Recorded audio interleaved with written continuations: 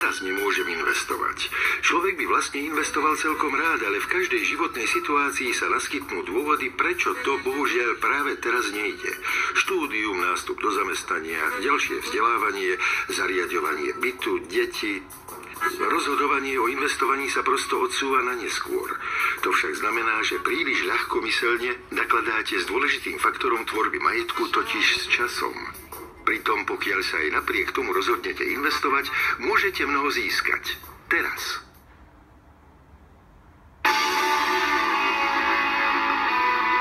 Jaže mám investovať? Vtipkujete? Však som ešte na škole. Nemôžete odo mňa predsa chcieť, aby som sa tým zapodieval. Chcem si užívať. Okrem toho budem ďalej pár rokov študovať. Až s tým budem hotový, budem investovať.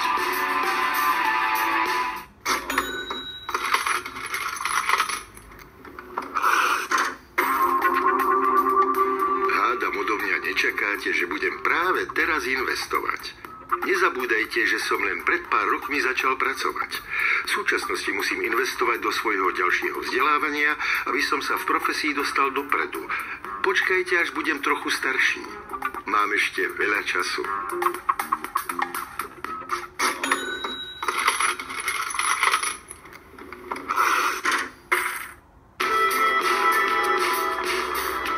Ako by som teraz mohol investovať? Ako otec rodiny mám teraz viac výdavkov ako kedykoľvek predtým.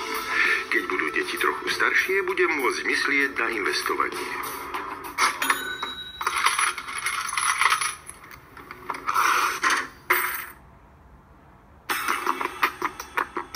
Želal by som si, aby som teraz mohol investovať, ale s 2 študujúcimi deťmi to jednoducho nejde. Stoja ma každú korunu a ešte viac. V posledných rokoch som sa musel dokonca zadlžiť, aby som im mohol zaplatiť vzdelanie. To ale nebude trvať večne a potom budem môcť začať investovať.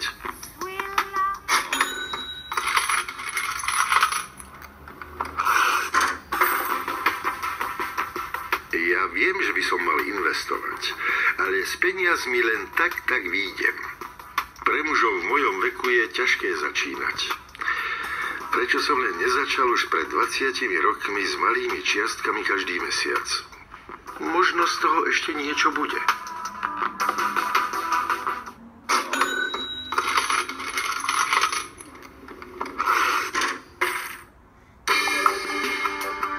Teraz je už predsa príliš neskoro. Bývame u nášho najstaršieho syna. Nie je to síce ideálne, ale čo máme robiť? Máme síce štátny dôchodok, ale či sa dá z toho žiť? Prečo som len neinvestoval, keď som mal ešte finančné prostriedky? Keď už človek nemá žiadny príjem, je na investovanie príliš neskoro.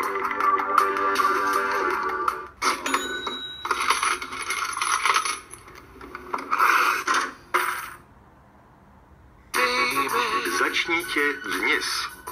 Na investovanie nie je takmer nikdy neskoro, ale minulosť ukázala, že čím skôr sa začne, tým vyššia býva výnosnosť vkladu. Nájsť ideálny okamih pre začiatok investovania je veľmi ťažké. Ak však budete ustavične vyčkávať, vystavujete sa riziku, že premeškáte vhodnú príležitosť. A stratené výnosy sú stratenými peniazmi. Tie vám nikto nevráti. Čas a nie výber najlepšieho okamihu je normálne rozhodujúcim faktorom pre dlhodobé budovanie majetku. Poradte sa s vašim investičným poradcom. Rád vám pomôže s definovaním vašich investičných cieľov a doby investovania. Okrem toho vám pomôže poradiť aj s tým, ktoré fondy sú pre vás vhodné. Najlepším okamihom je dnešok.